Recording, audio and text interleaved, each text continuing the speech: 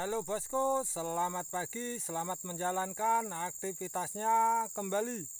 Salam tandan berduri, masih di seputar tentang perkebunan kelapa sawit Indonesia bos. Kali ini kita akan membahas kenapa harga TBS kita semakin merosot, semakin menurun, menukik ke bawah, tidak menentu.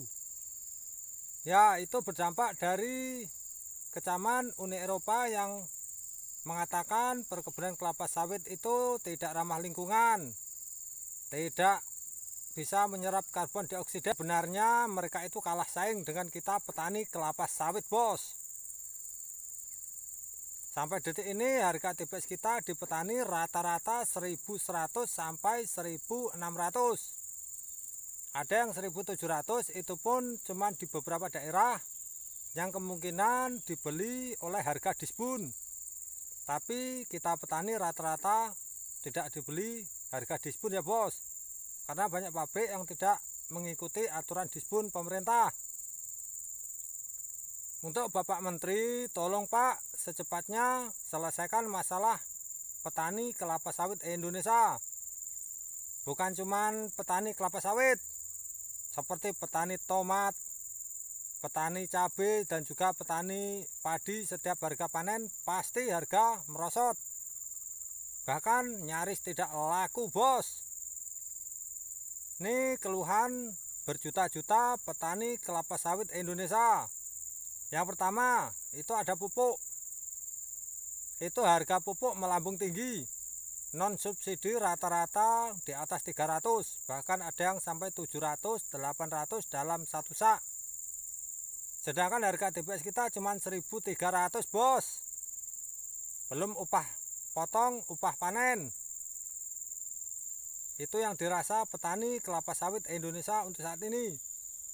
Saya sendiri sebagai petani kelas menengah ke bawah merasa kecewa kepada pemerintah.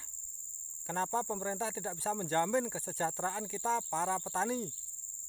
Kalau di luar negeri itu petani rata-rata makmur, sukses, karena diawasi ketat oleh pemerintah.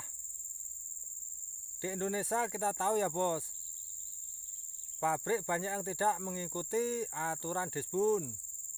Kalau di Malaysia itu setiap pabrik, setiap ram, setiap toke atau tengkulak itu mempunyai lisensi dari kerajaan. Dia tidak sembarangan membeli buah di bawah standar. Jika masing-masing membeli itu akan kena sanksi ataupun di stop izin usahanya. Nah, kita di Indonesia, kenapa harga minyak goreng masih stabil, mahal di pasaran? Kita tahu harga CPO untuk saat ini juga masih tinggi. Tapi kenapa harga TBS kita kok makin merosot bos? Makin menukik ke bawah, bukannya ke atas. Kita petani ini nah, mandi keringat Pak. Bapak Menteri tengok nih Pak. Nih petani mandi keringat ini. Belum tentu 1 hektar kelapa sawit itu dapat 1 ton. Rata-rata untuk saat ini cuma dapat 7 pekul.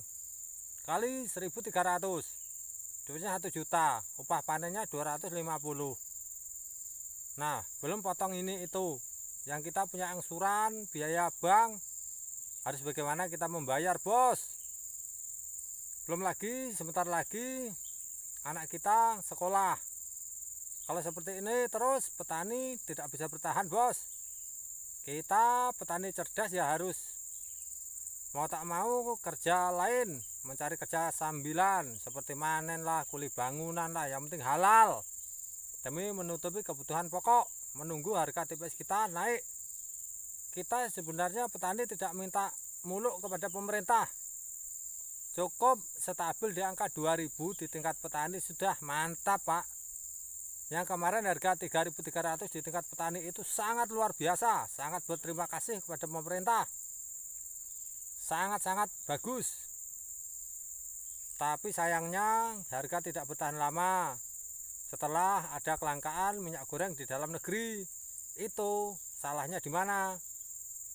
Tiba-tiba Bapak Presiden kita mengambil kebijakan yang mungkin kurang tepat, yang berakibat anjloknya harga TBS kelapa sawit sampai tidak laku bos. Waktu itu 300 rupiah tingkat petani di sini. Apa enggak menangis kita? Seharusnya itu pemerintah malu. Ya, kita ini pemasok kelapa sawit terbesar dunia. Ekspor CPO terbesar dunia nomor 1, tidak ada saingan.